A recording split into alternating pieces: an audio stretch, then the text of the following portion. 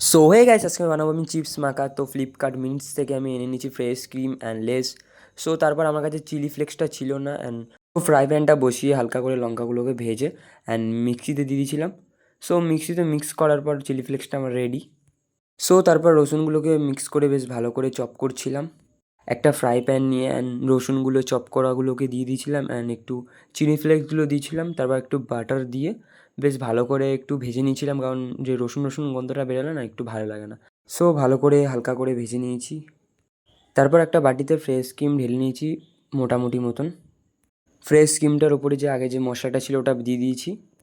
তারপর হালকা করে একটু স্পাইসি করার জন্যে চিলি ফ্লেক্স দিয়ে দিয়েছি। সো তারপরে লেসটা দিচ্ছিলাম হালকা হালকা ভেঙে। সো পুরোটা দেওয়ার পরে লেসটা আমি ভালো করে একটু হালকা ভেঙে ভালো করে মাখাচ্ছিলাম, না হলে মশলাটা বেশ ঢুকবে না। ফ্রেশ ক্রিম অ্যান্ড যে মশলাটা বানিয়েছিলাম ওর ফ্লেভারটাই পাবে।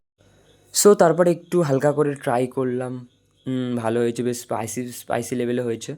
সো তারপরে আমি আর ও খাচ্ছিলাম, তো ওর রিভিউটা দেখালাম। ওর রিভিউ খেয়ে বলছে ভালো হয়েছে, খুবই সুন্দর।